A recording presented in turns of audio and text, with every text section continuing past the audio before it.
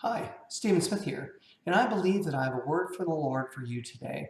In fact, over the past few days, God's been talking to us about hearing Him and seeing Him and lovingly taking us and redirecting our gaze back upon Him so that we can see how we should be living our lives.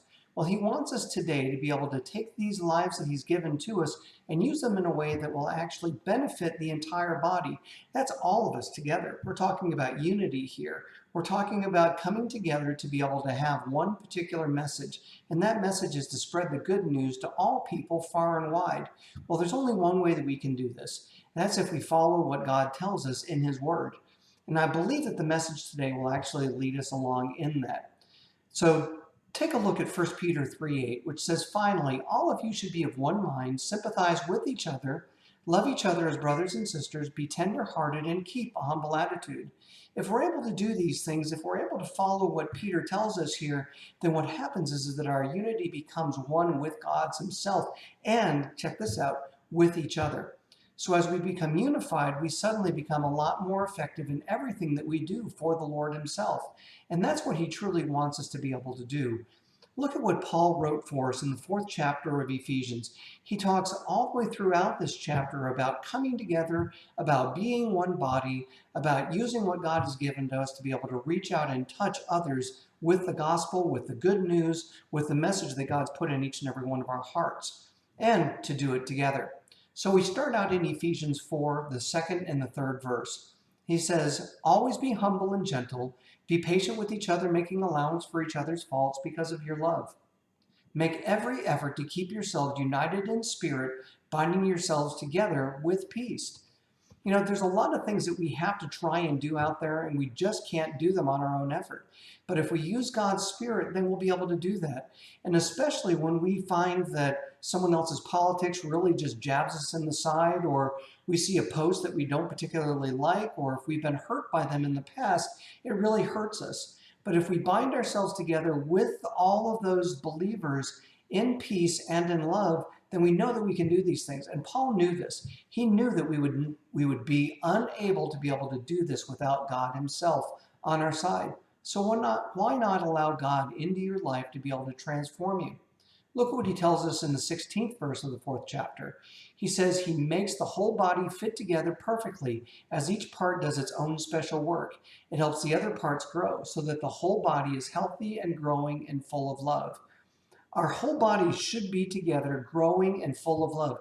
And I'm not talking about our physical body, but I'm talking about the body of the church, the body of us believers who are here to accomplish what God put us here for.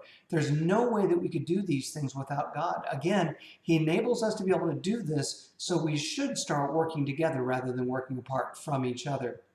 So this is the way that Paul tells us to be able to do this. He even gives us instructions, believe it or not, to get our hearts right with God.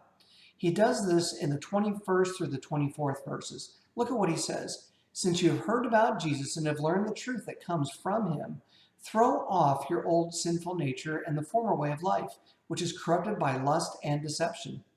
Instead, let the Spirit renew your thoughts and your attitudes. Put on a new nature, created to be like God, truly righteous and holy." Can you see how all these passages all take us right back to the teaching that we did yesterday?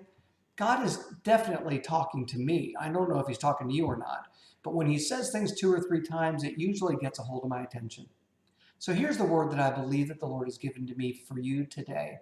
"I have called you to live in peace and unity and love. Encourage one another by the peace that you have in my Son, Jesus Christ.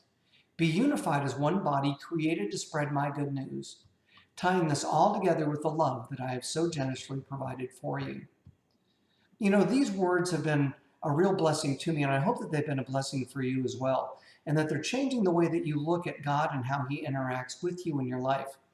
I encourage you to click on the link below where I've provided all these scriptures and to take the time and look over them uniquely. Chew on the Word. Get to know God a little bit better through all that He's provided for you. And also, as always, I encourage you to share this on Facebook, share this on YouTube, go to Pinterest, go to Instagram, all the different social media venues that are out there, and you can see that we have these opportunities available for you. Again, we have it posted on Facebook. You can go to YouTube, You can go to our website at awfg.today. You can go to our blog at awfg.blog, or you can even subscribe to our podcast. Well, I hope that this has changed your life the way that it's changed mine. And God bless you, and I hope to hear from you.